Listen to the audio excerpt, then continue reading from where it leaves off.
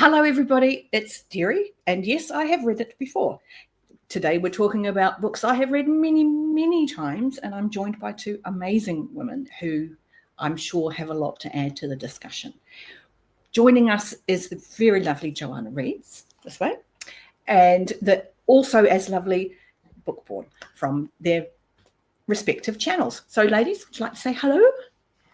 Hello. I have my books here. I'm trying to hold them up. Oh, I was lazy. I only have.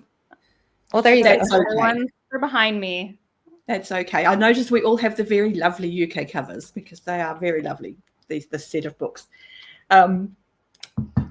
So initially, I know, Johanna, that we started you in the realm of the Elderlings quite some time ago with Farseer, and there's been a pretty big gap between that and Liveships. But you've done really well, and you've knocked all three of these books out reasonably quickly for you. And I say that not because you're a slow reader or anything, but these are big books, and you went on holiday, and it was a lot, and you've done really well. Do you think the gap was good, bad, indifferent? That's a good question. Can you remind me how big your gap was real quick before you launch in? 3 years. Because I read them. Mine was larger. That's why I was asking. Oh, what did you read them? I read Farseer in, I think, 2016. Oh, wow. That's quite the gap. Okay. So I didn't know that you also had such a big gap. Yeah. Yeah, I had a huge gap. Well, I mean, not as huge as yours, but I did have a gap. And yeah, I think it was 2022 when I read Farseer. And I read those fairly close succession. And I don't know why I took so long to get to Liveship Traders. I think it was one of those things. I always feel like Robin Hobb is one of those things where it's like a fine wine. I know I'm going to love this, and I just need to put it off at the right time. And not only that, but I think that was the big part of it. But also, I think Bookborn mentioned this as well, is that it's huge. It's a big book. And I do not... I choose to read Hobb visually only and not use audiobooks as supplementation at all, because I've heard the audiobooks are not good. I personally detest the audiobooks, most especially of the Liveship Traders. So I always heartily recommend eyeballing them. Yes. And I mean, and Hobb's prose is so easy on the eyes. And everybody said, oh, well, they read quickly, but there's still something about the length of the book, the size of the book, that was very daunting, putting me off for a while, especially because I already had so much other epic fantasy on my plate, reading Wars of Light and Shadow and other things. So yeah, it took me some time to pick up Liveship, but yes, it was not hard to want to prioritize the trilogy once I started. So glad I did. And I'm reasonably secure in the knowledge that I don't think it was an issue for you either, Bookborn, to have that big gap between Farseer and Liveships. No, I mean, I pretty much agree with everything Johanna said. Like, part of it was Assassin's Quest didn't have my favorite ending. Yeah. And so even though I really enjoyed my time with the trilogy, and I had read it quickly as well, Johanna, like I read them, that was like way before I was online. So I like read books back to back. Like I just read all three in a row. Can you imagine? And so I think at that point I was just like needing a break. And then the longer I waited, then I started stressing about like, well, now I can't go back, until finally people were like, it just does not matter that you only remember the very big broad strokes of Farseer. Right, and it really doesn't. And it is one of the reasons why people who look at the realm of the Elderlings and go, oh my God, that series is massive. Like, no, it's sets of trilogies and they all have a gap. Take a gap. If it's too much, take a gap. The story lets you. There's a time gap with every separation. So being away from it physically yourself isn't jarring when you come back. So, yeah. Well, and particularly between these two, because it's such very different worlds. They're just so separate, you know. Yeah, and that integration into the main story doesn't happen until the next trilogy, and the next one sets itself up. The next one is Tawny Man, and is Fool's Errand Fool's Quest, and Fool's Fate. Oh, okay. And they're my personal favorite trilogy, but you can't ever take anything from what I like about it because I've read these too many times to be normal. So it's not relevant. You know, I think it's a popular trilogy, though. Yes, it is usually, and it's fairly safely in everybody's top 3. Yes. Which sounds like, oh, okay, it's in the top 3. No. Most people's top 3 can't be separated. They're like, these 2 are the weaker, these 3 are the amazing ones. And the amazing ones are usually, not always, because there's always exceptions, usually Live Ships, Tawny Man, and Fits in the Fool, the final trilogy. So, again, usually is the key word there. So, to set people up, we're going to go full spoilers. Okay, this is my channel. I'm allowed. And it's Hobb. It's Hobb Central. So, if you're here, you probably know what we're talking about. And it makes the discussion much easier if we don't have to dance around things that could be spoilers. So, full spoilers. We open the story and you're very much just dumped into it. And you're dumped into it somewhere you don't expect because you're with serpents. How did you guys feel about the Serpent chapters or interludes? Same here. Joanna and I were totally agreeing on this when we were reading Ship of Magic together. Yeah. That's not unusual at all. Did you find that changed as the series progressed? Yes, it wasn't though until Ship of Destiny that I enjoyed them, to be quite frank. Yeah, I agree. I think that they did come together. I think when they started integrating with everything else in Ship of Destiny is when I started to be like, okay, I'm glad that we have a purpose for them, but it doesn't take away from the fact that I never enjoyed reading about them in the other 2 books. But I did appreciate them in Ship of Destiny. I will say I did think, yeah, I felt more positive about it. They were so infrequent though that it didn't affect my enjoyment of the books. Like, because there's like 3 chapters and it's like once per section. So it wasn't like I was like, oh, this ruins the book. It was just like I'd get to it and be like, when can I just move on? And then we're fine. Yeah, it was shocking to me because I felt like I was just in a flow experience reading the series, especially Ship of Magic. And every time I got to a Sea Serpent chapter, I just felt my eyes glaze over. And I'm like, what's wrong with me? This is like 2 pages. And I feel it is lasting for an eternity. And I just could not quite get into those parts. But yes, I mean, otherwise, my goodness, so many incredible characters and storylines. So many good things to talk about. Yeah, because we get introduced to everybody quite quickly. We get it. We the very first characters we meet are Kennet and his second mate, and we meet them on an island. It tells you a lot about Kennet in this opening scene as he's walking along the beach. What were your initial thoughts about Kennet? Obviously that they will change and we'll talk about that later, but initially when you first meet him, what were your thoughts when you met Kennet? I'm trying to remember. Do you remember, Bookborn, your initial thoughts? I mean, I don't remember ever thinking he was a noble character or anything. Me neither. And in fact, I have like proof that I wrote it to you, Joanna, or I wrote it to Kyle from Read by Kyle. Like by the 2nd chapter, I was like, well, Kennet's just like a terrible human. So like, I think it's funny that some people really buy into him because like immediately alarm bells for me. Now I found him fascinating to read about. So not bad as like, I didn't enjoy reading Kennet, but like immediately in Ship of Magic, I was like, no, this dude does not pass a single vibe check personally. So I was surprised to hear that for some people, that is not the case and that they really liked Kennet as a person. So I just found in my reading journal, because I keep a reading journal, and I found my introduction to Kennet, and it says, Kennet sucks. Kennet sucks. I read it twice. That was how I started. It's an interesting one because a lot of people do really engage with Kennet at the beginning. So I really like that both of you clued in very, very quickly. I don't like to make generalizations. No. But I would love to know the male-female readership split on how you feel about Kennet. Because I do feel like Kennet put off a lot of alarm bells for me personally of things that I've had to experience, like moving through the world as a woman.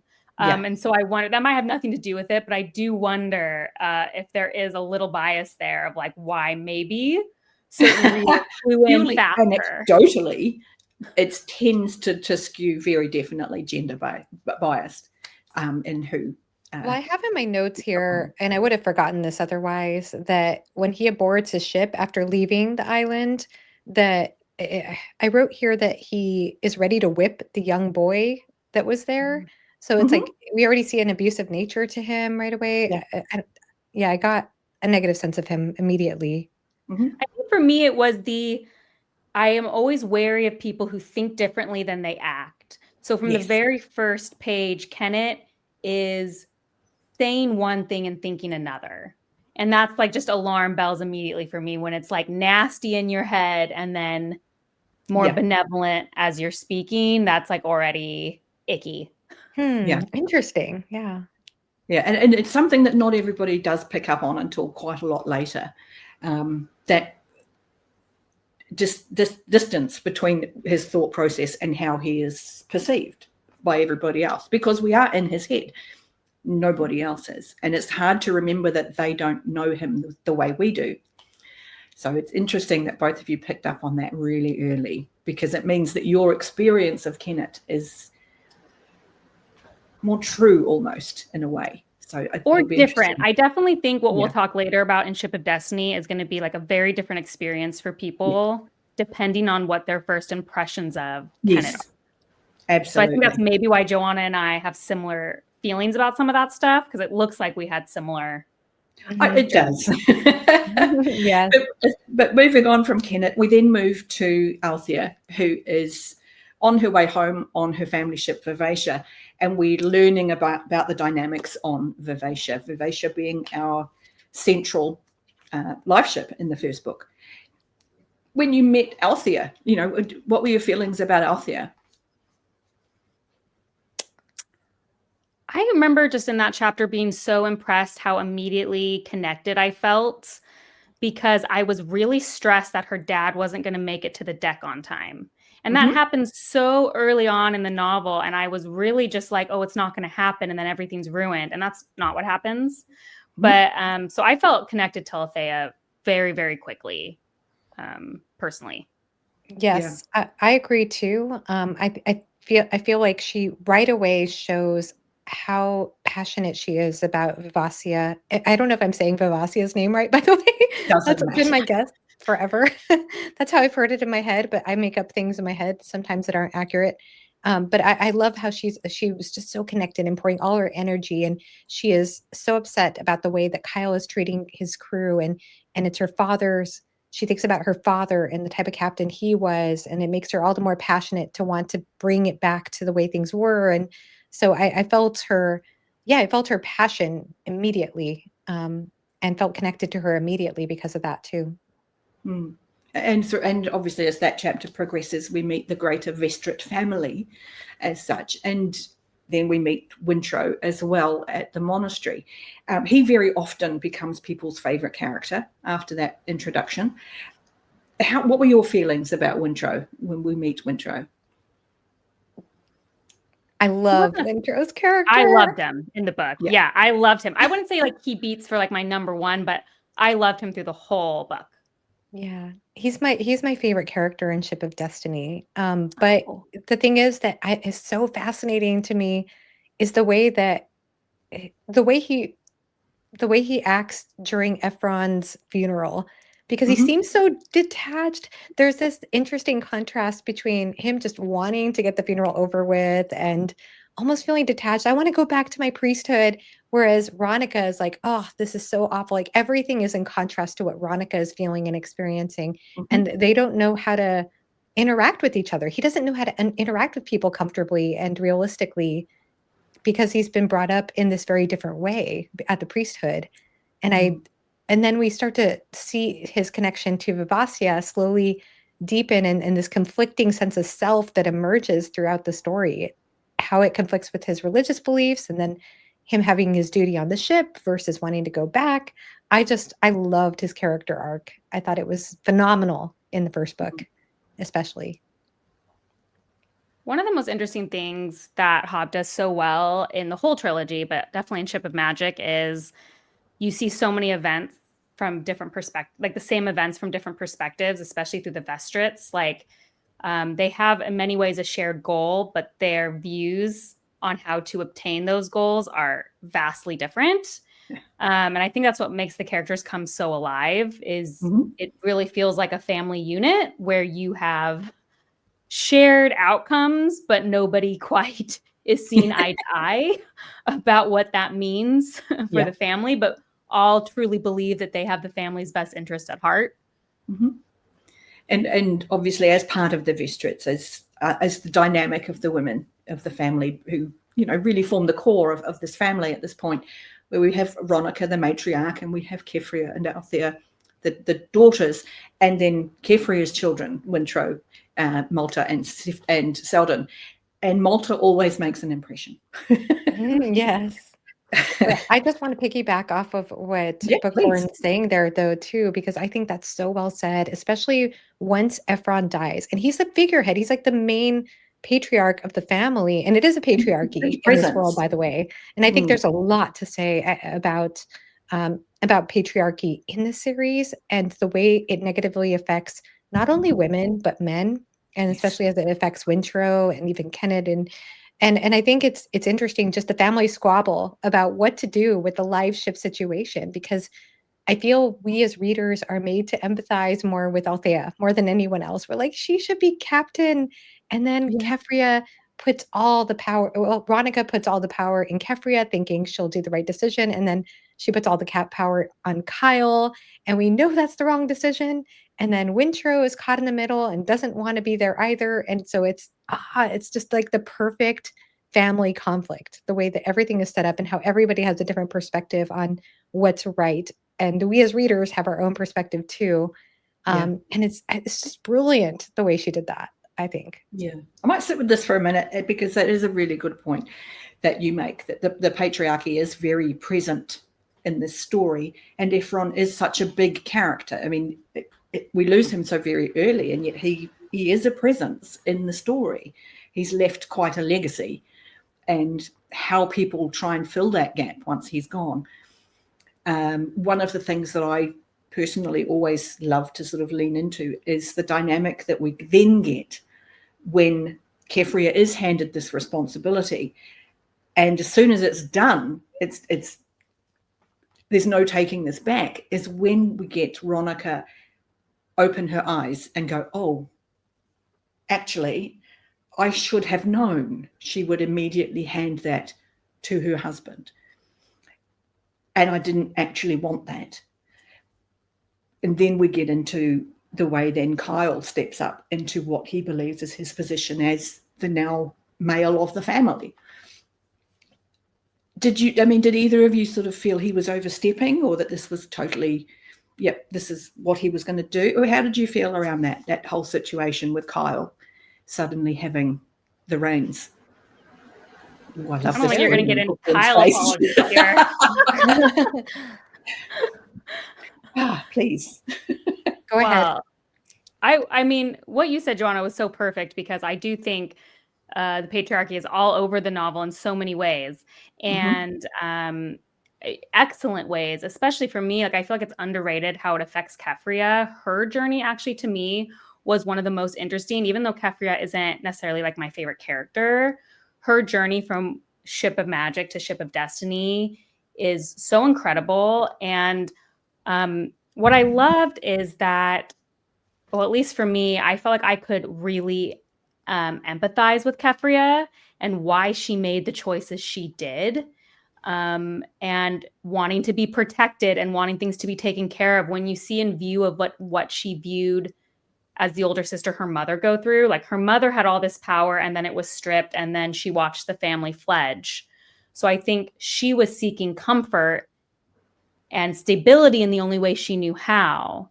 And as like modern women, it's just so much easier to identify with Althea because that more matches my view of what I would like for myself.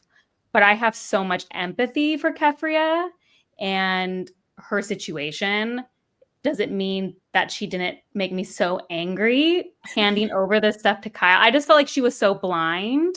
Yeah. But I remember feeling like I was so shocked because you only see Kyle through Althea's eyes at first. And well, he's just a crappy person. I'm not saying he's not. But then you get that first Keffria chapter where she's talking about how safe he makes her feel, and you see him through these different eyes. And I just feel like it didn't make me like Kyle, but it made me understand Keffria as a person, I guess, and like their family dynamic so much more. And I think, that's why I fell in love with Ship of Magic so quickly. Like, it was a 5-star read from the beginning. And I kept saying it only had to lose me because it just really got to the heart of issues. And I think as a feminist work, Liveship Traders is really quite excellent. It's all over the book, but not in a very overbearing way. Yeah. It just, like you said, like Wintrow's story especially, it is all over how the patriarchy is harming him as much as it harms Malta and anyone else. It's just, I just wasn't expecting it for whatever reason. Yes. I want to say 2 things about that. So one, I totally agree with you that we see a totally different perspective of Kyle through Keffria's perspective, that she feels safe with his logic. And I think that's something that speaks to his narcissistic quality, because he always thinks he's right. And that is why some narcissists are so charismatic to some people, because it's like, oh, wow, you have this certainty that I'm craving. And I love that, because I love any critique of certainty in a book. And we see it. Yeah. And I think we see that there, that she feels safe with him at first because of that. And the shadows start to creep out over time. And we also see that he's very tender towards her at moments too. I mean, he's horrible. Well, he's tender because he has control. That's true. That's true. Right? Yeah. So I believe that he probably does treat her well when she is acting in the way he wants, you know? Totally. And so she's kind of blind to that abuse because she wants to be the good girl too. She always wants to do the right thing. And she's always been that person. Oh, so much to say about Keffria. But then the other thing I wanted to say about Wintrow, because I do think like the patriarchy, it treats him, it's you see the negative effects on him too, like we were saying. And I love the insights he has about Saw and how Saw was originally feminine and masculine. Wasn't there some commentary about that? Derri, you'll remember that better. Yeah. No, you're right. It had a male and female face, like a lot of duo. I can't think of the word, but often in fantasy godhoods, particularly, you have a male-female aspect. And yes, Sarah had both. I like that you used the word abuse around Kyle and Keffria's relationship. And something I noticed reasonably early in my rereads was that for a man who is very patriarchal in the way that he operates, it surprises me still that he never encouraged Keffria to set up a household separate from her mother. And I have become more certain over the years that is partially because he didn't want her to be independent. He needed her to remain dependent on her mother and him, so that when the day came, it would be an easier transition of power as such. And once I made that connection, it becomes more clear the way he has very much manipulated the Vestrit family into accepting him. That's so interesting, Derri, because I came at the same conclusion, but just from a totally different direction. Okay. Which is, I thought he didn't want Ronica out of his power. Oh, so I like that. For me, it was he wanted to establish himself as the patriarch of the entire Vestrits, and if they were separate, then he would only have control over his wife versus gaining control over Althea and Ronica. Yeah. but I like the way you've described it better. But I think it's the same thing, just different directions. I think we both come to the same thing, though, and that it was a deliberate choice on his part to gain that handle on the women of the Vestrits. You know, it's interesting because he's abusive to Althea too, and in his mind, he thinks he's doing the right thing. He's like that he thinks that punishing her will improve her, like that he's improving people through his punishment. She's not conforming, and I have to make her. He believes that he is helping them. That's right. Yeah, he is in his own logic, the way the world should be. Yeah, because he believes he's right, and it's awful to read because he's not going to change. It's just not going to happen. He believes he's in the right. And as you said, Bookborn, is reading this from a modern woman's perspective, it's painful to read the manipulation of these women in a society that doesn't allow them the agency to get rid of this man. He's there. They have to deal with him. I do think it's so interesting that Hobb made the choice to make it clear that that's not how it used to be in Bingtown. Yes. But that's often the case, isn't it? In real life, you know, our own history speaks of very strong women, and only fairly recently in our own history has it become so overtly patriarchal, and the damage it has since done to men and women, enforcing this dynamic of power. You know, we talk about it affecting Malta and Wintro. You know, I look at it also as affecting Kyle, and that forced sense of I have to be in control informs a lot of his behavior. Do you think some of that could be like a colonialism that is influencing Bingtown because of like the slave trades coming through there and more laced enterprises, the new traders, and that maybe the new traders aren't bringing their families. You know, that's made a point of. They're coming with just their workers. They're just here to exploit this piece of land. Their families are back in the home country. Their wives, their children, they're separate. We, the men, are coming to control this area. And so as the women in the Vestrit family, they're not only below Kyle, they have no power to oppose these newcomers. So when Kyle's away on ship, they literally have nothing between them and the forces of these male newcomers. So that dynamic of we've stolen power from these women who know what they're doing, and the wrongness of it speaks so clearly, and again, around colonialism and patriarchy and that unbalance of nature, because at heart, a lot of that is what we're talking about. And we get that colonial abuse of something that worked for generations. And now you've come in and upset it. And we can never get that back. That balance that we had that kept everybody good. Everybody was fed. Everybody had what they needed, has now been thrown out the window. And now we have instability. We have people going hungry. We have people no longer being able to make enough money. So now our traders are going under, and we see this in our history with colonialism. So there's a lot of themes she's able to pack into this story very, very quickly, because we have this influx of slaves. And again, now we're looking at people with no agency. So we're getting these highborn women, these trader women who don't have any agency. And then we're introduced to the slaves who have no agency. And we meet Vivacia, who has no agency. She's in the hands of somebody who is going to now abuse her and use her as a slaver. This is a being we've immediately been told absorbs memory. Yeah. And she's being put to use as a slaver. What is going to happen to this ship? And we feel for Vivacia. She feels young. She feels vulnerable. And yeah, I mean, I feel like throughout the series, to me, those were like the two main themes that I saw in contrast to each other is trade or bargaining, like the way that we go about things in a very transactional way, versus slavery or coercion, robbing somebody of one's agency to get what we want. And then like juxtaposing those two themes as self-sacrifice, which I see a lot. I guess there are various storylines, but maybe like Winter is the one that comes to mind the most.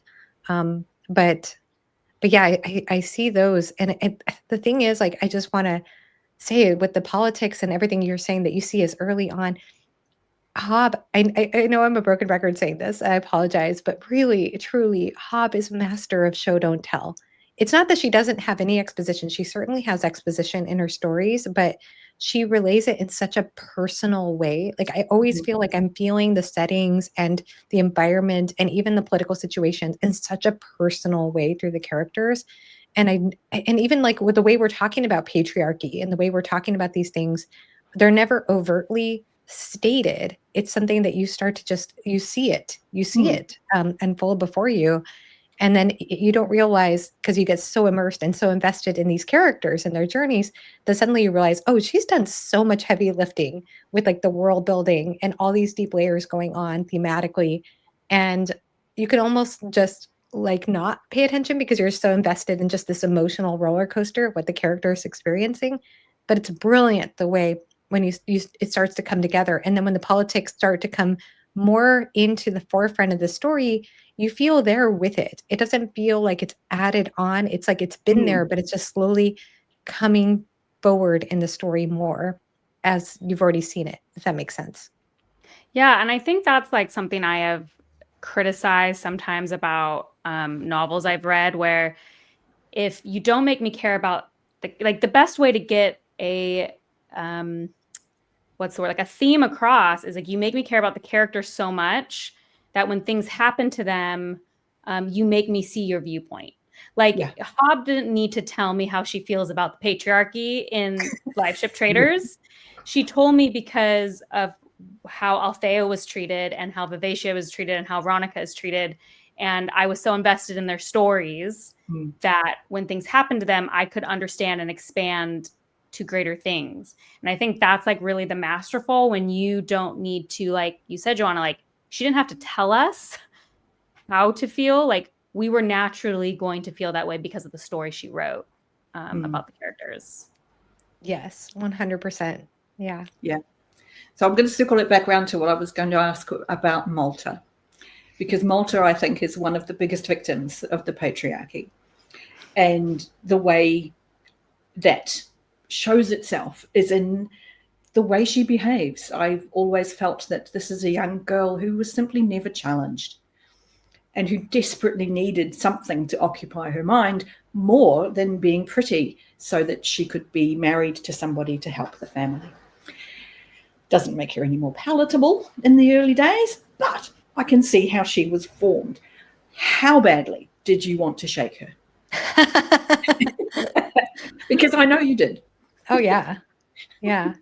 Well, I love that you bring that point up about the patriarchy, because a lot of times we think of patriarchy, and sometimes, I don't know if this is I think it can be a very narrow view. I'm not saying you two ever had this view, but it can be a very narrow view to think of patriarchy as just men oppressing women, and not thinking of sometimes women taking part in that and also oppressing women. And her perspective shows that.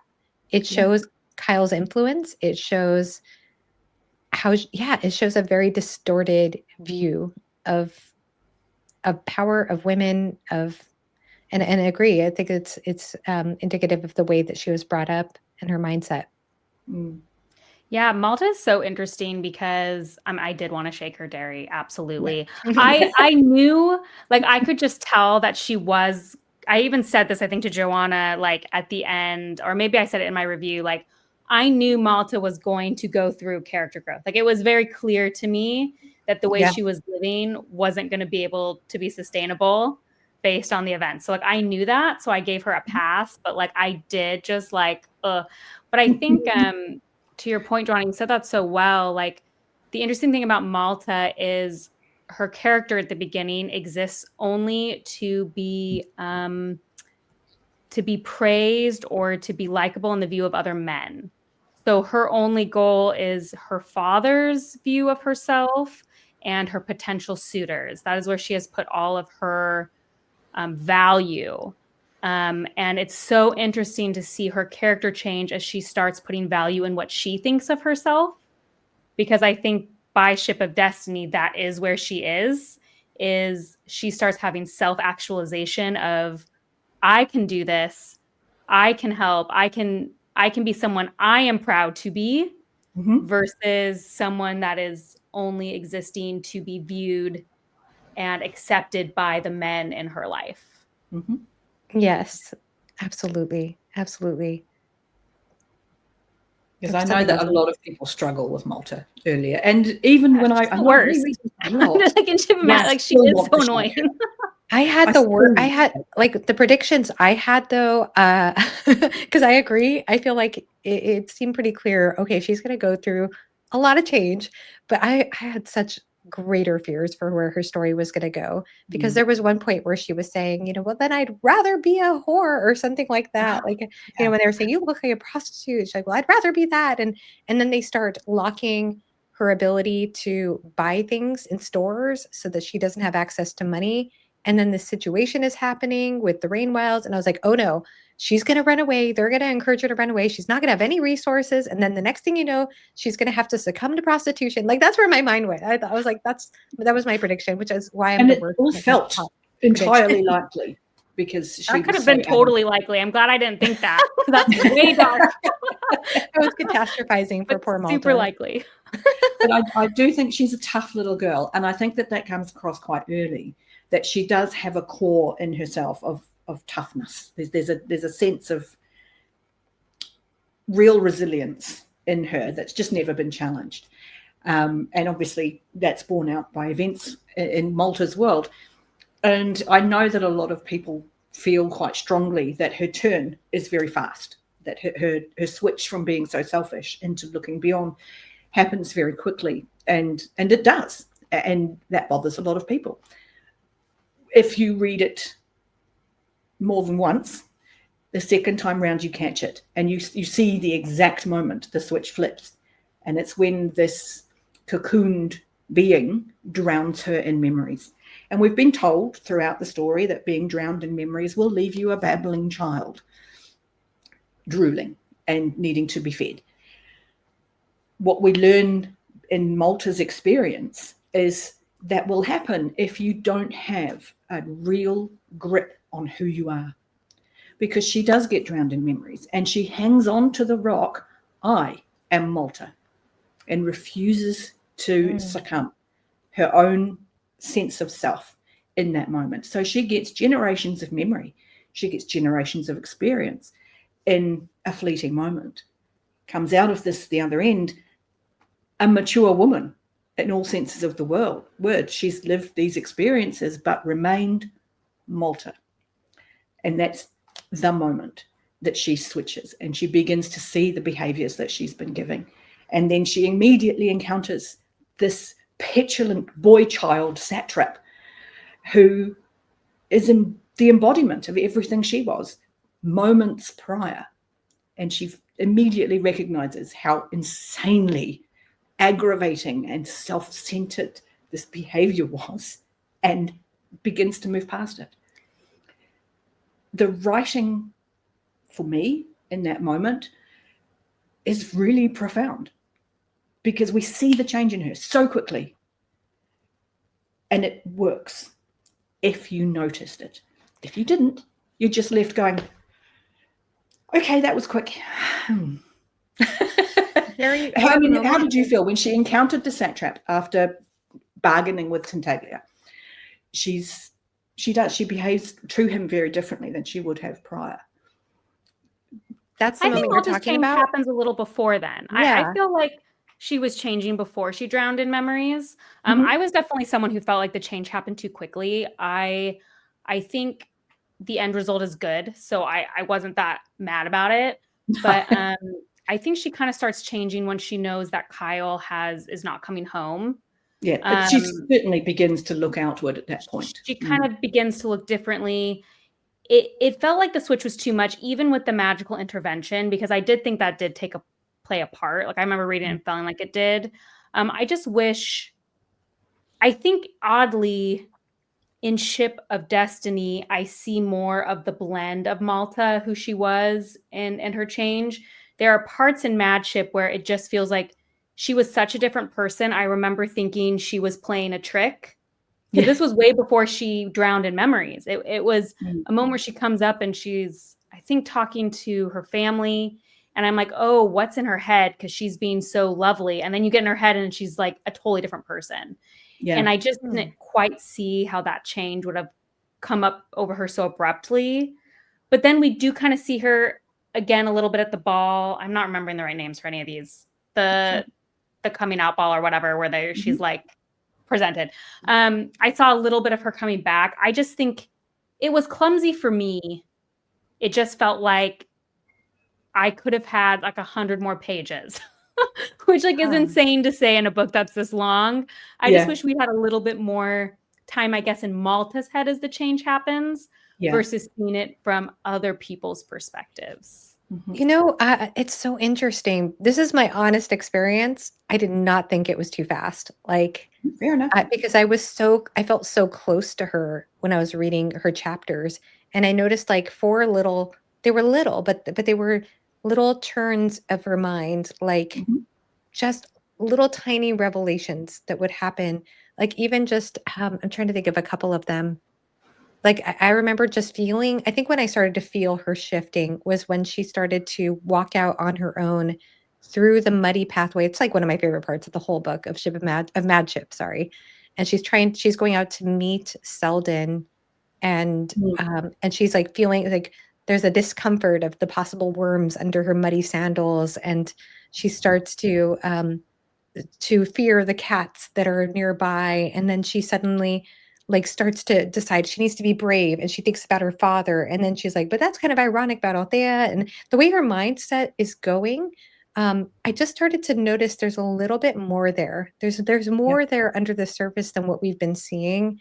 And then when she goes and talks to Selden, of course, there is a shallowness to it. The way she's like, oh, like that's all you brought me, but at the same time, I felt as though there's also a knowledge that's starting to sink in. Like the fact that Ronica and Kefria were forcing her to do that, the money work, I can't think of the right term. Oh, they figure out the family finances. The ledgers, Yeah, the ledgers. I felt like it started to sink in, like that education and that knowledge and that started understanding about the world. Like you started to see how her education was affecting the way she was thinking about things and the scale of the way she was thinking about things.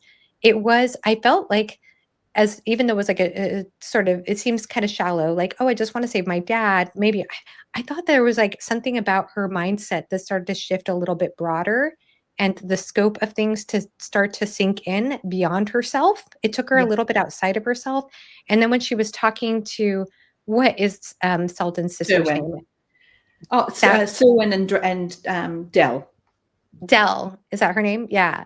I failed to remember her name, but when she was talking to her friend, and her friend said, please don't drag my brother into this, because I lost my other brother and I'm so afraid of losing him too.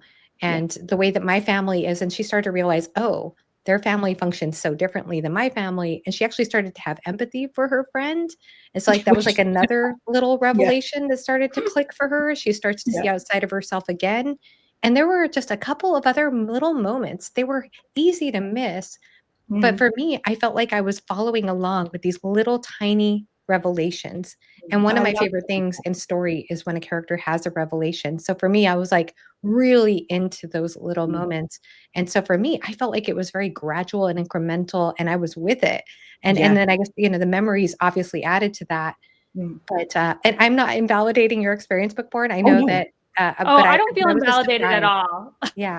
I like not at all. Like, I just think it's different experiences. And I think what's interesting to me is maybe perhaps because I did not connect to Malta very much. I was not as invested in smaller moments of her character. Very, like, I could admit to that. But I just think it was a different experience for me. It felt quick. But like I said, I enjoyed the moment you brought up Derri with her at the end with the satrap is like one of my favorite parts of the book. specifically when she says, "I sound like my grandmother." When she's like talking to him, and then she's like, "Oh no, I sound like my grandma." Now. Yeah. And that was, I laughed out loud. It's like we've all had that moment when we become that. And we're like, "Oh no." You hear your mother's voice come out and you're like, what? Yeah. And that was another thing too, was there was a moment where she realized she was disappointed with the way that her suitors were treating her. And she realized, oh, I just want a suitor because I want this. Like this, she started to have a revelation of what she actually really wanted. And speaking to like what Bookborn was saying earlier, that she started to come into her own and realize what she wanted for herself rather than through the eyes of a male. And this is, again, circling straight back, this for me is where the patriarchy failed Malta, in not fueling her mind and not in properly educating her. She misses so much of her own world until it's forced on her. And no, now you have to learn the economics of your household. Now you have to learn about how much things actually cost in terms of time and labor. And had she been educated more broadly, those things wouldn't have been a shock to her. For her to go to Serwyn in the middle of the night, hoping for some actual tangible help and being given a token, makes her realize that she has not been valued. If people think that this token is enough to placate her, there's a sense of, I could do better than that the patriarchy has never allowed her to feel before, that I am actually capable of doing something to help. And that's where, as you say, Johanna, that you get the crumbs of her beginning to find that in herself. And I mean, again, I adore where Malta ends up. I think she becomes a young woman that we're incredibly proud of and we're rooting for. And we're like, yes, you have the skills, you can do this. And to watch her become that from this girl you just want to shake because she's so petty, and wonderful writing. Wonderful writing. But we get the broader scale of things in Bingtown. We get very early the introduction of slavery being very new, but we're told explicitly what it's doing to the economy of Bingtown and how it's minimizing the profit of anyone not using slaves. And so everyone is now considering using slaves because they're losing money if they don't, which takes us into the path of the value of life. How do you place value on a person? But you're going to have to if you want to make enough money to survive. And we get that horrible economic question being forced on every trader family who lives in Bingtown.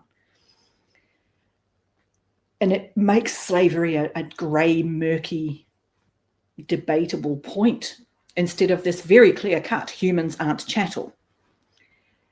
And introducing that murk makes the political situation that much more fraught. When we meet David, the neighbour who's been facilitating a lot of trade between the new traders and the old in Bingtown, and we're left to see why he might have been forced into that, there's an odd feeling of pity. I pity this man who lost his family and has nothing and doesn't understand what he's doing is wrong. Did you find that you had that empathy for David, or did you just want to go, you are screwing this up for everybody? Did you have a sort of stance on where that was? I think Bookborn and I had a very similar experience in book one with Veronica's perspective of him, because when we meet him, she's noticing that like his leggings are bunched and his shirt isn't buttoned right. And he seems, he just doesn't seem like a well-kept person.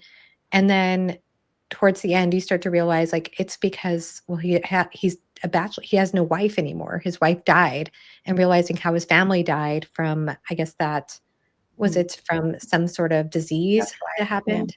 Yeah. Mm-hmm. And it shifts the way you perceive him by the end of the scene. That said, I felt very mixed about him throughout the series or throughout the trilogy. I felt like his heart was in the right place, but he was a difficult person to see eye to eye with at the same time. I feel like the only pity I ever had for him was that scene you just described, Johanna. Like, that was such a scene. And then after that, I was like, dude, Ronica, like, cut ties. I had so little pity for him. I had a lot of pity for them, Ronica, and why you wouldn't do that. But some stuff that happens at the end of Madship, I was just like, I literally cannot. Like, the way he treats Malta and the saw trap, like, I could not. I will say I did not. No metaphorical tears were shed when he died, unfortunately. I'm sorry to say for me. Yeah. No, I don't feel sorry at all. I didn't feel that much when he died either, to be honest. I was and I don't know. Like I feel terrible saying that. It was like almost a relief because I just felt like he was making such bad choices. It was difficult for me to deal with him and the Vestrits.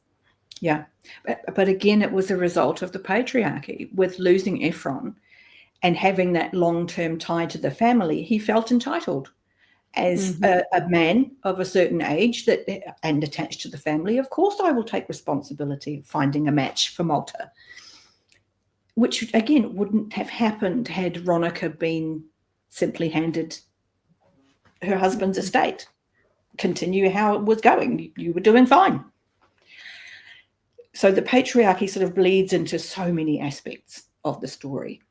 But we talk a lot about the patriarchy and slavery, and we've vaguely touched on Vivacia, but we haven't mentioned Paragon.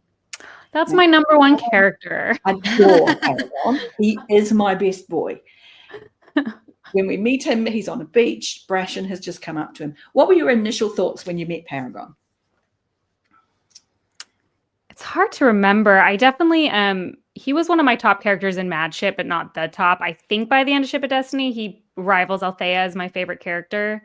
I was just fascinated how different he was than Vivacia, because that's mostly our experience with live ships is Vivacia and then Ophelia a little bit.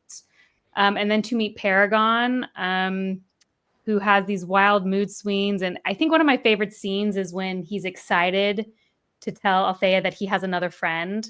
Or it might be Brash, I can't remember, but like they don't know that they both go and sleep on Paragon. And he's like, won't they be so surprised that I actually have another friend?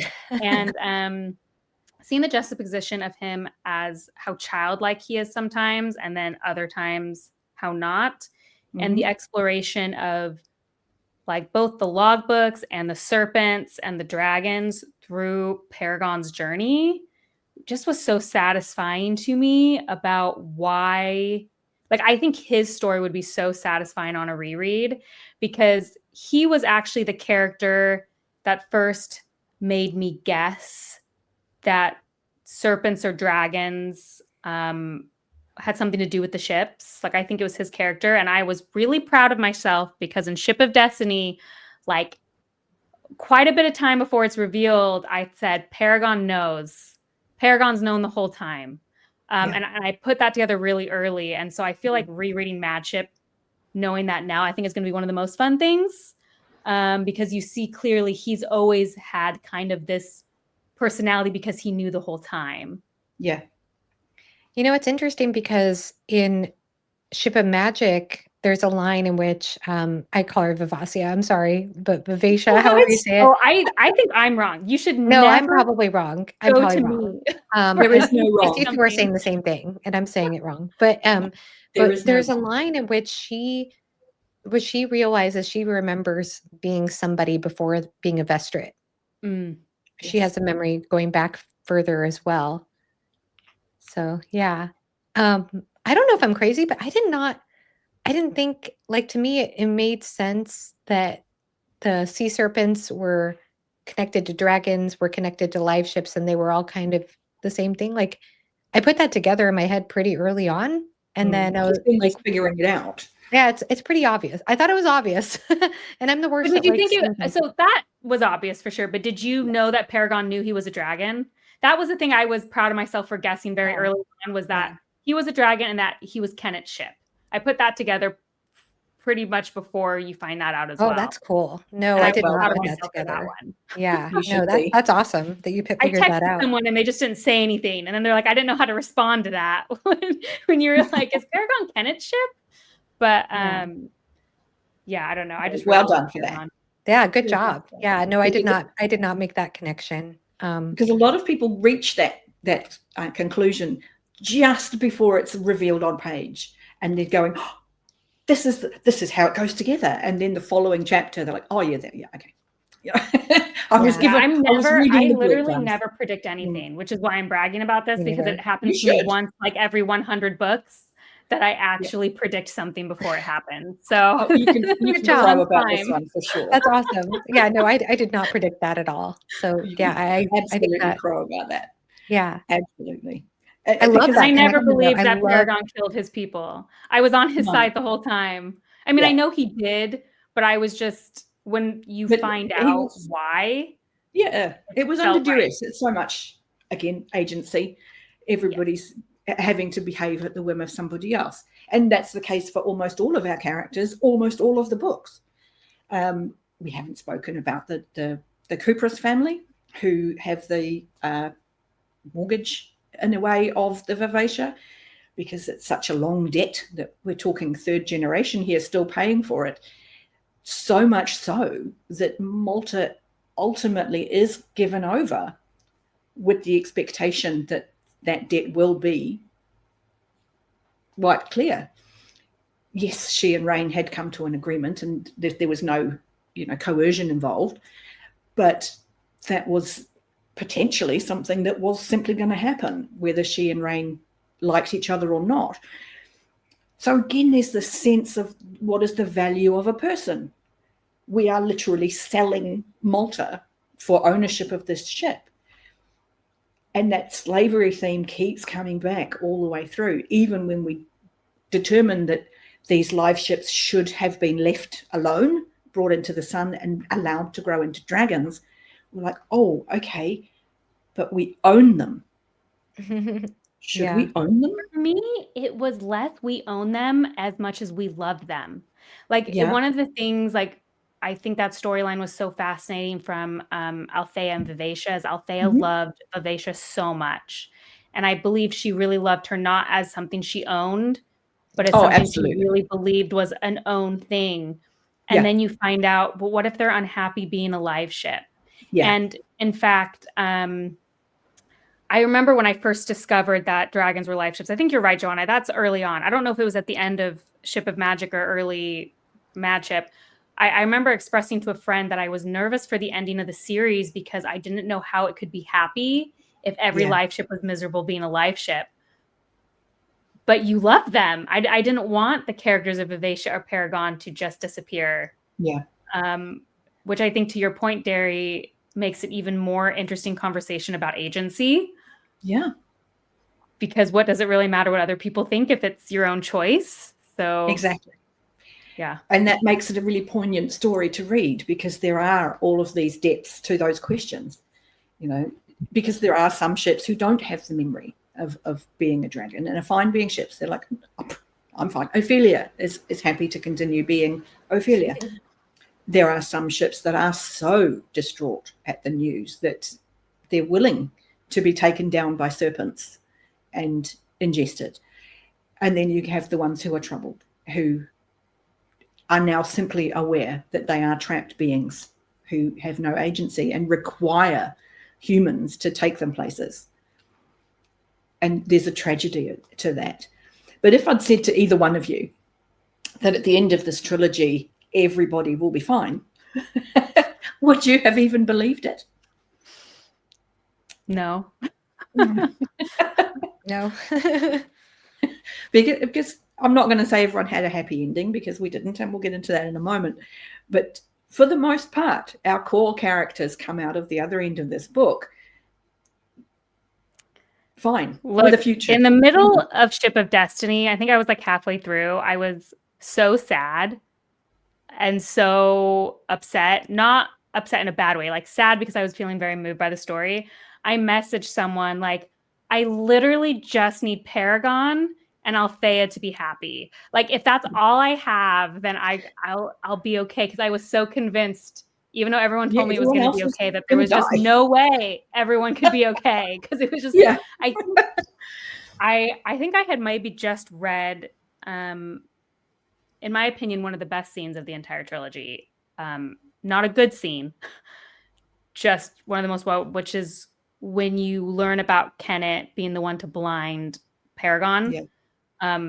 One of the most moving chapters I think I've ever read in fiction, to be honest. Hearing his childhood and his and Paragon's relationship. And I just really thought there's no way this book can end in a way no that's okay, because I was just like so deeply affected by their story. Yeah, because it is a very profound connection, and there's so much grief at the heart of it. But it does lead us into the traumatizing part of the discussion, which is chapter 26. Oh, no, please. You want to talk about that, Johanna? I just wanted to add something, which is that something that I found really profound throughout the trilogy in micro and macro ways was this exploration of how we have to accept change, that we can't go back to the way things were. Like we can't go back to the old Bingtown the way it was. Like we can't just erase the situation with what happened with slavery there. And there's even a conversation between Amber and Althea, I think in Madship, about that specific thing as well. And I felt like that I loved the way Ronica responded to her home just being destroyed. Like she was such a resilient character to me, because she was always willing to just step forward. And I felt like, as hard as it was, her willingness to go through the grief that she went through, and she had pre-grieving too with Ephron's death. She had a lot of pre-grieving that she went through with that as well. But I think because of the experience of grief, I think she became so wise about acceptance and about moving forward and looking forward and adapting and thinking about the children. I was just so impressed with her character about that. But I think that there was so much in the story, like I said, about, like things change and you can't go back to the way things used to be. Like you have to be willing to change. And how far can you change without totally compromising your values at the same time? Because you want to maintain your values. And then at the same time as there's that exploration, there's also the exploration of how, almost in opposition to that, of memory and trauma, and how you can't, like Kennet wants, and Paragon they both want to forget. They don't want their memories to return. The Serpents want the memories to come back. It's like these opposing forces of memory, but you can't, as much as Kennet wants that to be erased, like you can't erase trauma. You can't, it's going to follow you. Like you have to face it eventually.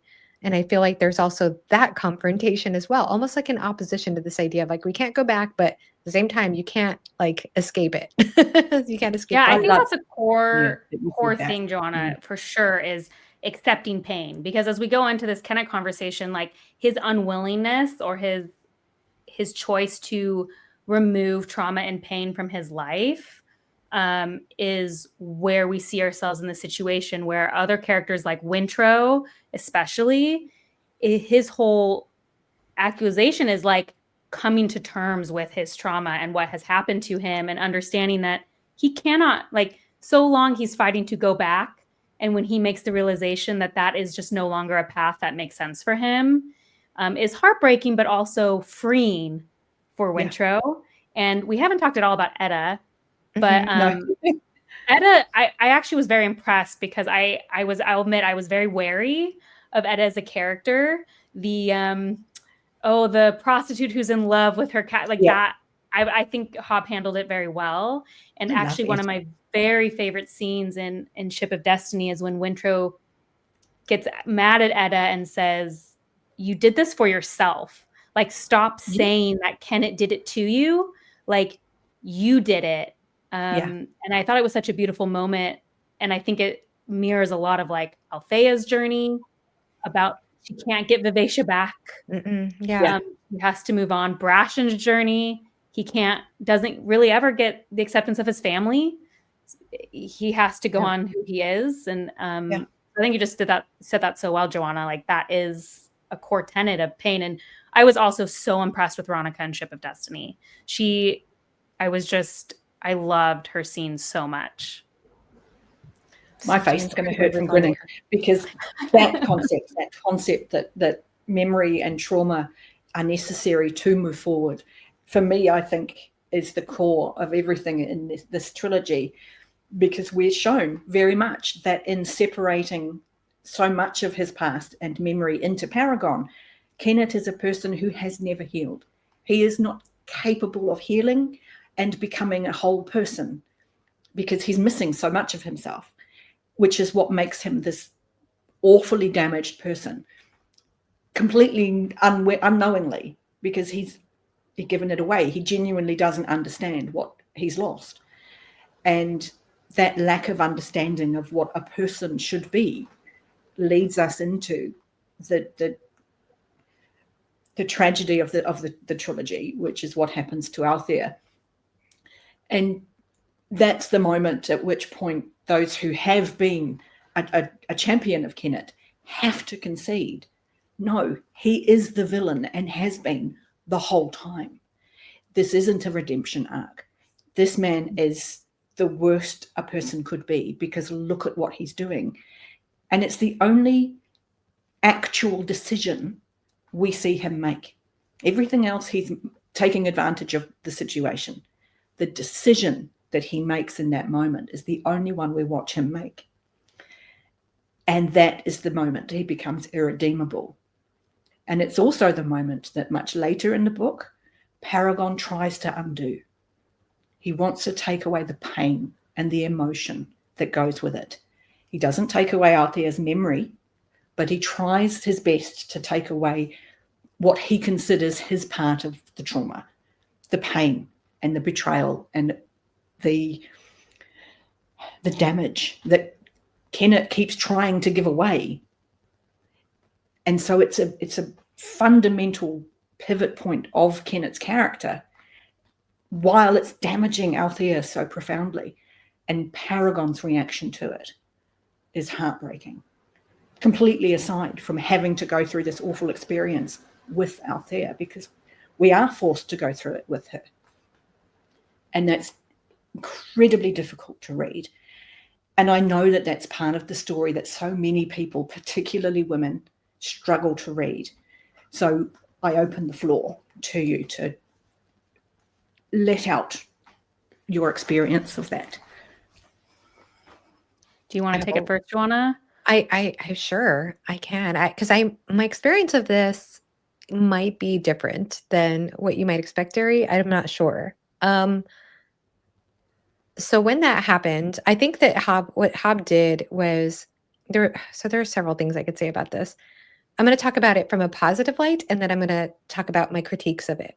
Mm-hmm. So I think that one thing that Hobb tried to do was she tried to signal this was going to happen by showing it in Kennet's thought process one night, and then it happens later. So like he goes in and he thinks about it, and the charm's like, oh, that's awful, dragons hate that, or whatever. We get this dialogue, and so you're like warned. You're kind of warned. Okay, this is a potential. This is in his mind. And then the next time he comes in there and makes her drink, he does it. He rapes her. And the thing is, okay, yeah, it was very unsettling. It was very uncomfortable. I was trying to go along with it when I first read it. Like, okay, let's see what Hobb does with this. And I felt as though we were on the verge of exploring some important topics surrounding SA, including victim blaming, the way that nobody was willing to believe Althea, and the way Wintro acted even towards Althea, the way she felt so invalidated and she was screaming it out, which is something that we don't see often. We don't often see victims come right out and say, this happened to me. And she was like, that guy did this to me. And then people were questioning it. They weren't totally sure they believed her, and it was heartbreaking. And so I think we were on the verge of trying to explore some of that. And then also her interactions with Brashen, like, how do I be intimate with this guy? And then there was so much discomfort, and I don't know how to talk to him about this for this reason and that reason. And I felt like we were starting to explore some of the consequences of what happened. And I was never fooled. Like, I always thought that Kennet was a bad guy. I think maybe one reason that people might have felt, I didn't know it was a conversation, by the way, where some people were fooled into thinking that he might be redeemed. But I guess one reason that maybe people felt that was because he had this near-death experience in book 2. I think it was in book 2, or maybe it was book 1. And he has this healing experience with Wintrow. And so it just seems like there's some kind of hope there. But yeah, no, and the fact that Etta, the way she recognized it, she recognized the victim, and was able to explain that to Wintrow. So there was really interesting conversations that were starting to take place on that. But to me, it wasn't enough. I felt like there was just very little, and it happens towards the end of the book. I think that if you want to explore SA, then explore it in all its detail. But to me, it was too rushed. It was at the end of the book. And the other thing that really bothered me, and this might be surprising to some people, but I was really bothered by the Paragon magically just taking away her trauma, like in an instant. Like it was so off-putting to me and awkward. And it seems to me almost like a disservice to anybody who's been through something like that, to just say, oh, imagine a ship can just magically take away all the trauma. And then not only that bothered me, but it was also that she was suddenly has her libido restored in that moment. And it's like, oh, let me get these wet trousers off of you, Brashen, and stick my tongue in your mouth. Like, ugh. For me, that was a total tonal disjunct for me. Like, it just didn't quite, it clashed with me so strongly. So that's why I felt very negative about it. I'm not against SA being explored in stories, but I just felt like this happened too late in the end of the trilogy with not enough time to explore things. And we started to explore things, but then things are just magically resolved. And then the tonal dissonance I felt with the Brashen scene, which also, hot take, I don't like Brashen, but that's a whole other story. That's a whole hot take we'll get into on another day. Sure. But it's not an unusual complaint at all. It's a reasonably common one, and I will respond to it. But I want to hear what Bookborn has to say as well before I go. So I've thought about this scene a lot, because definitely it's incredible. It's one of the hardest scenes or most visceral scenes I think I've ever read in fiction. I actually compared it to The Red Wedding. I think it for very different reasons. I think this is actually one of the most upsetting scenes I've ever read, but I didn't want to necessarily at first say that made it bad, because I do feel like, actually, Johanna, our feelings are pretty similar. I just have a slightly different. A lot of people, when I just briefly said I didn't like the scene, they assumed it was from the Kennet perspective. They're like, yes, you didn't think Kennet could do that. And I was like, that was never a consideration. I thought he would do it. The minute he said it, I believed he would do it. Mm-hmm. So that it made perfect sense to me from Kennet's character. Mm-hmm. I agree, Joanna. It just happened too late in the novel, because my main complaint about it is that as Althea was my favorite character, suddenly the end of her journey was all about Kennet. And it felt like a removal of her agency to her story to now have to be about a man, because the rest of her story was overcoming this tragedy. And for me, it was a disservice to her character, who had to actually overcome so many other things. And I wanted actualization about that, like her giving up Vivacia. And in fact, the two scenes that bother me the most is we have that scene, and I'm very taken aback because it's visceral and I don't want it for Althea, and we're so late in the novel. And then there's this scene of, seemingly to me, Vivacia giving up her life for Althea.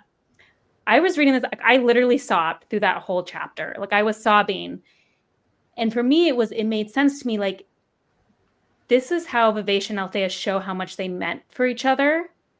But then Vivacia's back. And that was really hard for me to swallow. I know she was kind of integrated with the dragon, but I actually thought Vivacia left in that moment. And so when she came back, it felt like I felt a little bit emotionally manipulated. And that was really frustrating for me. So then I was adrift again, being like, well, why did we have this?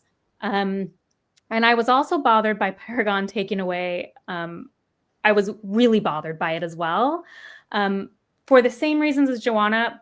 But an added reason is that Althea and Paragon had grown so close. And one of the reasons Althea felt she could finally make peace with Vivacia not needing her was because she and Paragon had also created a profound relationship. And so Paragon felt like he was choosing Kennet in the end. And that was hard for me, that he still wanted Kennet. I wanted almost like Paragon to say, I will let this go. Like, I will let my trauma go and have a new life. And I felt his acceptance of Kennet, and I know it's realistic. But I was moved at first that Etta was the only one who believed Althea. It was such a moving moment. So to have Etta at the end still be mourning Kennet, and I know that's realistic. You can't, one moment doesn't change everything, but I kind of wish she didn't have the charm. The charm made her, I wish it was gone, because I think that would have meant she never heard a nice Kennet voice. And maybe she could have been the person that, instead of everybody, because everybody gets to believe Kennet's still a good person.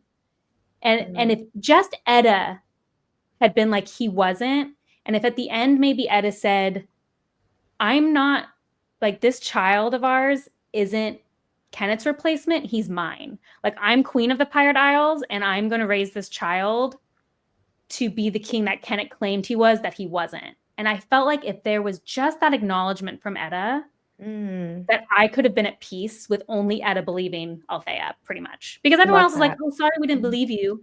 But then they're still, like, revering Kennet. Like, even Wintro a little bit, because he's like, what would Kennet do? So I felt, for me, I needed Althea's, like, I just needed Kennet to be less centered in the end. I think that's when it comes down to it.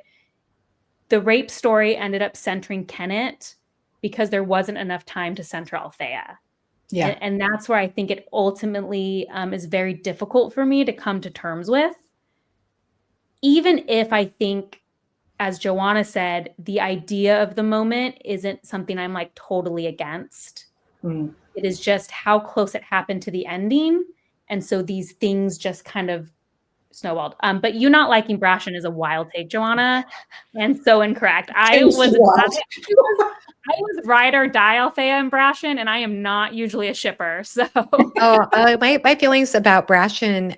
So let me go ahead and explain.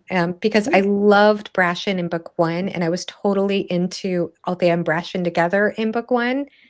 Book 2 is where I lost it for Brashen, and because yes, he's going through the throes of addiction. He's not a pleasant person. Nobody should be a pleasant person when they're going through the throes of addiction.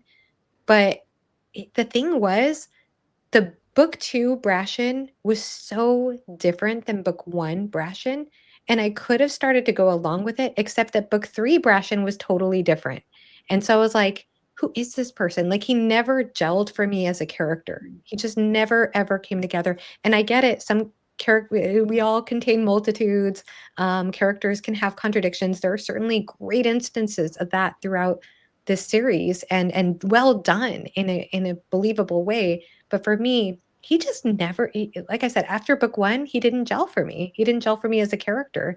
And so that was why I just didn't like it. And I didn't like that it was just all about, like, I get it. Like, they connected so much through intimacy, he and Althea. Like, they had a lot of physical intimacy. So I get that maybe he wanted that, and, you know, that he doesn't, but even after she explains to him, like, oh, I'm not going away. I'm not going away with Althea. I'm with you. Even after she makes that commitment to him, even then, there's a moment where he's unsure about staying with her because she's so melancholy. He's like, if she still keeps on being melancholy, then I might have to let her go. And I'm like, what? Why would you give up so easily? Like, you two have been... It's because he has such low self-esteem. He thinks that she just isn't going to be happy with him. It's low self-esteem he's still working through. Yeah, well, I don't know. I just didn't. Anyway, we don't need to derail the conversation with that. Yeah, I mean, that's fine. That's fine. I feel like we were pretty close on our feelings overall about the rape scene in the end. Like, I think we had slightly different, but I think overall we had similar experiences. But I also felt like that, like the scene, like when she's ready to jump into his pants right there at the end, like it also felt like it was in service to him, like, oh, he's finally going to get the sex he wants. Like, I don't know. It just, like, it was awkward to me. It was just, ugh. I mean, I didn't like that scene either, but I'm not blaming Brashen for that. I'm just going to blame Rob and Hobb. But the thing is, I don't feel like that gave him enough time to process, because that's the moment when he finds out that what happened to her. Like, he just learned what happened to her in that moment. So he doesn't even get the time to, like, process that. It's like, oh, okay, well, let's go. You know, it's like, that's a lot. Like, so yeah, it just felt like everything was way too rushed at the end with that stuff. But I do love your critiques too about Kennet being centered. That's a really interesting and thoughtful critique as well. No, I in response to both of you, you're both right. I think that more time could have been spent in that exploration toward the end of the book, but I do feel that there was a sense that Robin Hobb was trying to, okay, wrap it up now, I've told the main beats, which is a bit of a detriment to Althea's story. For me, and I don't want to get into detail, but I have had an experience very similar to that, and reading that chapter for the very first time was incredibly triggering, because it was so true to life. Yes. But so were the responses from the people around. So to have people immediately go, they would never, felt very true. To have the understanding in another woman's eyes as she recognizes the victimhood felt very true. I was like, okay, Hobb gets this. It's not about the physical assault. It's the emotional damage that does the long-term damage. It's the shame and the betrayal and all of that painful association, far more than the physical trauma that you're suffering. And when we get to the point where Althea has started to sort of pull herself together and go, I have to somehow get through this, and Paragon, without asking, takes that experience from her, he very plainly says to her, I'm not taking the memory. And this is key. And I mention my experience because it means that I spoke to my therapist about this because it bothered me so much. And I spoke to my therapist and I explained the story and I said, this is what's happened, and she's had that taken away. And she said, but he said he left the memory.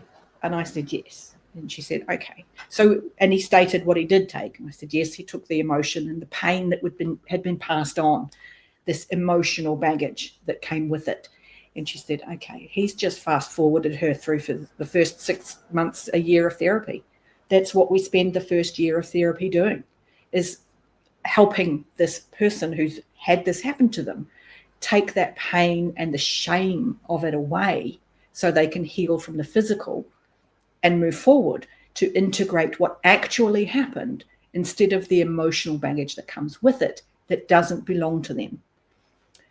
That has helped me incredibly, having to then come back and reread it, because I can recognize it and go, oh, okay, I get this now.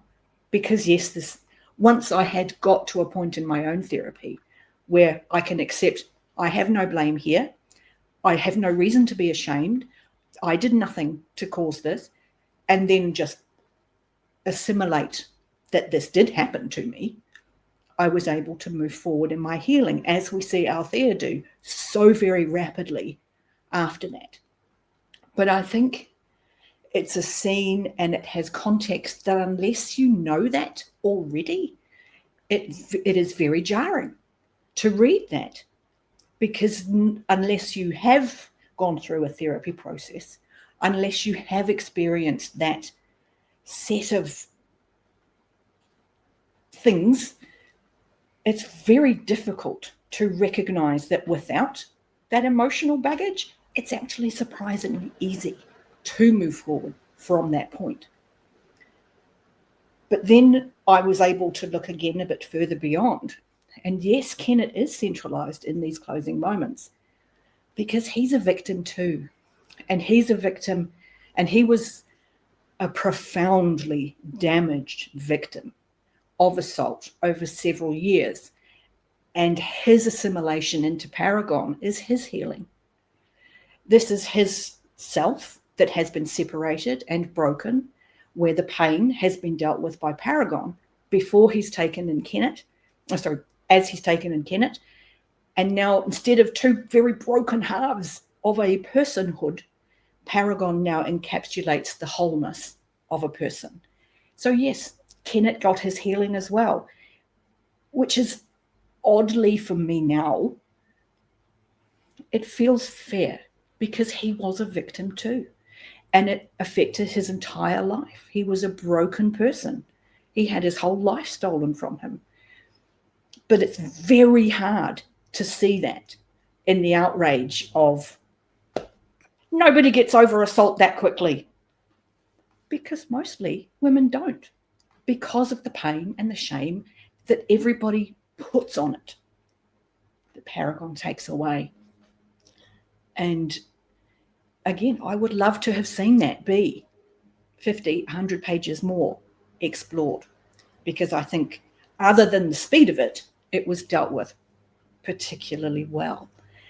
And one day, perhaps, should you ever reread, there will be nuances to that story that will impact a little differently. So that's my response to that criticism, to not only yourselves, but other women who have read it as well.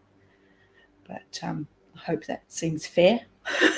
Of course. Yeah. Thank you so much for sharing your perspective on it and your experience with that. Yeah, I think, you bring up an interesting point, because I had previous to that moment really, why I said I was so emotionally affected is when you find out Kennet's abuse, because even though he is a villain, you understand the cycle of pain that has led him to that. What an interesting question of, do abused abusers also deserve healing, right? And I think that's where you're talking about, like, that extra 50 to 100 pages to come to terms with that would have been very helpful for me, because it happens so quickly that I'm not able to reconcile this deep abuse Kennet has experienced, which I was feeling very deeply affected by, but then he now abuses my favorite character and such. It's hard. And even, Derri, as you talked, like, I think what makes the scene so difficult is because it is so unfortunately realistic. Yeah, it's very visceral. It's very visceral. I've had to read assault that happens in, fantasy, and that one is so visceral because Robb refuses to go third person almost. It's so deeply in Althea's head and how violated she is. Which, as you said, like, in some ways it made me hate it, but in other ways it was like, well, what am I expecting from a storyline like that, if not to make people feel as injured as a person who goes through that? So it's just a complicated situation, and I can't sit here and say it shouldn't have happened in the story, but I think I just think for me, like, I love how you said, like, that it does give me a different perspective of it. And I wish I'd been able to see that perspective in the extra 80 pages I've envisioned for the novel. You know what I mean? So very much. But thank you so much for sharing, because it does give me a different perspective. Yeah, I really appreciate the different perspective, Derri. One thing I wanted to add really quickly too, that just felt like a gut punch, was when Althea was when it brought back memories of what Keffria told her when she went through that situation when she was 14. Yeah. She just needed to talk to her sister, and her sister said it was your fault, and how that echoes in her head. And that felt very realistic to me too, like how that would trigger earlier traumas and earlier difficulties, and feeling like, oh, all this stuff has all been my fault, and how that has, like, created the shape of her life and the way she sees her whole situation, where she's almost beating herself up. And not only that, but it's like the echo of Keffria. It's like, you hate Keffria so I hated Keffria so much in that moment, just remembering that Keffria did that or said that. And at the same time, there's a knowledge of Keffria is a different person now than she was back then. But that doesn't mean that memory is invalid, or that that's right. That's the experience. Yes. And so, like, I thought it incredibly powerful the way that was written on the page. To circle that in is one of the reasons why I love Brashen, because Brashen is the one that says to Althea so many years later, no, that wasn't consensual. You were assaulted. You know, you need to reframe that in your own head. That was not a thing that happened to you that was just an uncomfortable sexual experience. You were assaulted because you didn't ask for that. And so, yeah, the assault in the series is a lot. And I think the fact that we get so late in the trilogy before we get that real outrage is in itself part of the storytelling tools we're getting from Hobb, because we're hearing from very early on about this assault of young people, Kennet, Brashen, that we're getting insights that all of them have been assaulted in some way. We're off page, but we're aware when Cyrilla is attacked, and over a period of days, she's assaulted, and we still don't have this outrage. We are told about other instances in people's pasts, and we're not this outrage. And it gets closer and closer to the front of the page in terms of third person, this character, memory, recently, okay, now we're on page. But it takes us that long to go, that's a bit much now. Surely we should be saying that so much earlier. The fact that we accept this as part of the story, so long as we do, is a criticism, I feel, on Robin Hobb's part of how easily we accept it in fiction and fantasy at all. That we accept it, that it's just part of the story. And only when we're asked to be with the character in the moment do we go, oh no, that's too far. No, I genuinely feel that was a deliberate choice on Hobb's part, because it is so present in the story. So interesting, Derri, because that was actually something I thought of. I thought, you're opening my third eye. I just, because I had complained to Kyle when I was really trying to work through my emotions of this Althea thing. I was deeply affected by it because I love the story so much that I was really struggling. And I said, it made me feel like assault was too present in the whole trilogy. I was like, we had this assault with Cyrilla, that was like a main plot point, and then Malta, it's hovering the whole time for her, and we had already had it with Althea earlier, and I was like, this was just like, I just feel like it was too far. And so you explaining that right now is just giving me a totally different perspective of why did I so easily just go whatever, it's just, oh, of course it always happens. And then it was that moment where I actually had to confront it that I was the angriest about it. Is interesting. And I would love to know if that was purposeful on Hobb's part, because I think for me, I'm very cynical. I talk often in my reviews that I think sexual assault is relied on way too much in fantasy. And so what an interesting perspective. I'm going to have to think about that. That is so interesting. Yeah. Well, I do wonder about the Cyrilla part too, because I did question that too. Like after feeling so uncomfortable with the way that everything was so quickly resolved and all this happening at the end of the story, it did make me think back on the Cyrilla parts too, and just question it, because when it happened, it was really uncomfortable. The Cyrilla scenes, it's awful. Yeah, it's terrible, and it makes you hate the satrap too, the way that he sees women.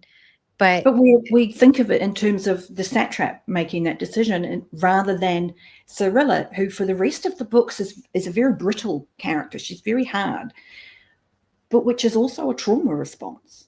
Yes. Yeah. Cyrilla has the chance. Trauma response. Cyrilla has the chance to trauma respond, which I think is why ultimately I felt okay with her. Because I did feel like she got a whole novel and a half for us to deal with that. But I don't know. That was my thinking too. But again, even in terms of the assault, we never think of the captain of the ship who was doing the assaulting. We consider the satrap who gave her as a victim. I thought about him. I did too. Pretty awful. Yeah. And I even thought about that too, because I actually had that distinct thought too. I'm like, it wasn't the satrap that did this to her. Yeah. But like he's so he's the one who let it happen. And he values every life so much lesser than his own. He values nobody else's life. And in fact, who was his companion? Kiki. Kiki. Yeah. I was quite and weirdly moved by Kiki by the end of the novel, for someone I disliked so much. Yeah. Yeah. I thought Hobb did a very good job of, as a part of Malta's understanding of maybe Kiki did what she had to do to survive, and her last moments being in defense of Malta, and trying to help her, I found to be very moving, in terms of how the women helped other women, and how that also mirrored Cirilla and Ronica, who Cirilla quite dislikes Ronica. And then, Ronica is the one who kind of ends up helping Cirilla move past a lot of her trauma by just being who she is. And so I also appreciated that through line that Hobb had of, women supporting women. Women supporting other women in unlikely circumstances and in unlikely ways. Yeah. Well, it's a lovely positive note, I think, that we shall perhaps wrap it up on. I will put both of these lovely women's channels in the description below, but I think it's highly unlikely if you're here, you're not already a subscriber to either or both of these lovely ladies.